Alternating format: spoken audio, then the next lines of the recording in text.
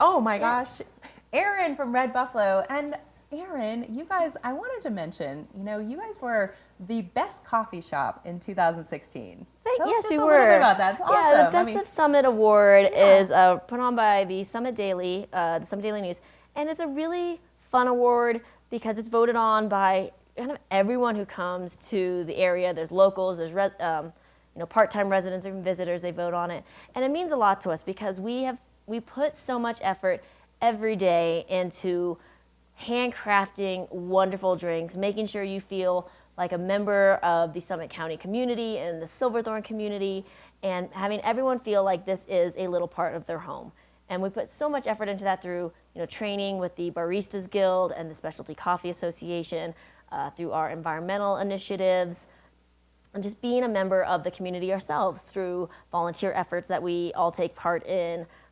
And so being voted Best of Summit was a really big deal to us because my staff, we always work so hard to really make sure that every drink is made just for you. Yeah, and you won another award with We environmental, did. which We is did. huge. Let's talk about awards. The Summit Chamber of Commerce had their Business Excellence Awards this past month, and we were awarded as their environmental champion.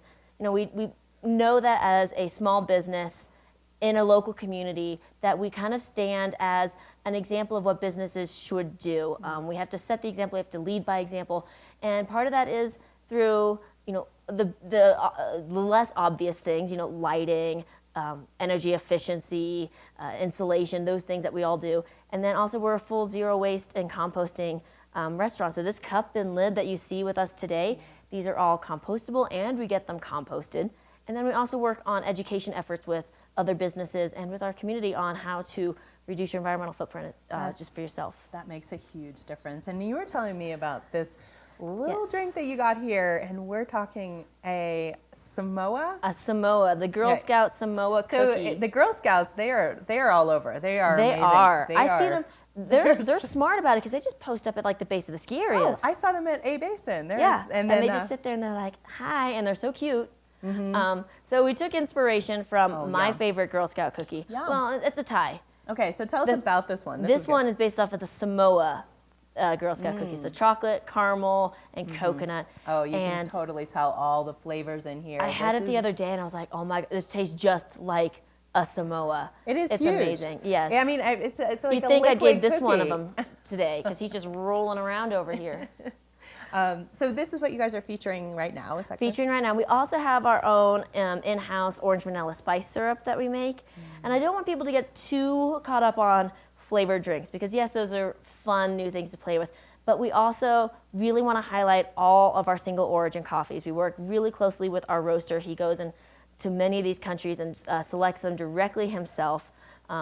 So we always kind of rotate a different origin like every week, and it's really fun to play with. We also have 3 different espresso grinders, and so on espresso you can have our regular Buffalo blend, which is a wonderful Sumatra Costa Rican blend. Yeah. We have our decaf, which is a Swiss water processed decaf instead of a benzene wash decaf.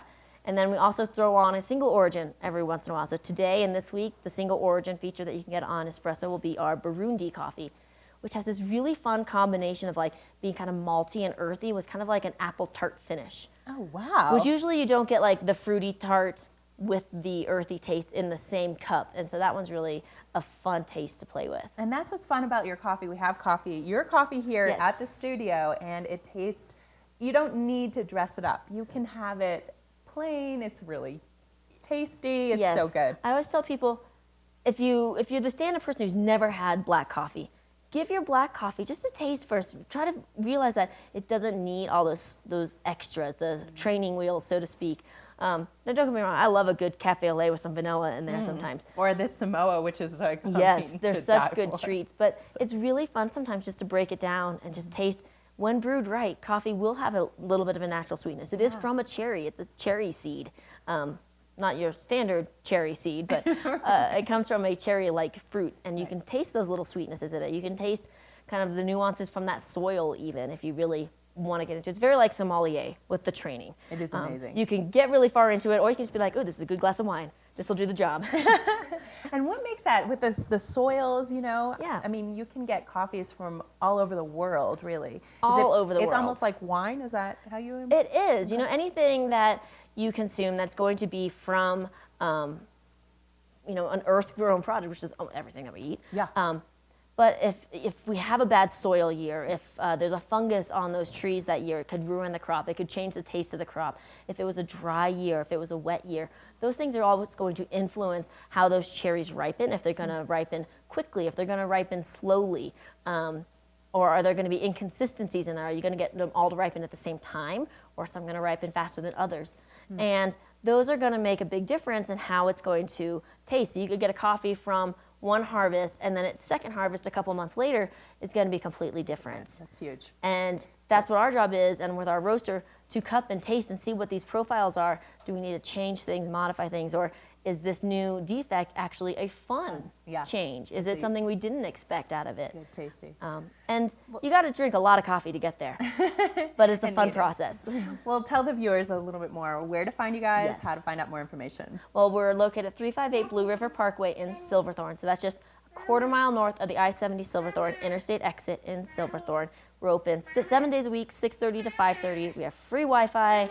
Huge. And if the weather's still good, the back patio's shoveled. Oh, it's gorgeous It's out there. right on the river. Right on the river. And it's just, you got this great view on the front patio. So pretty much today and tomorrow then, because it's supposed to snow I know. later.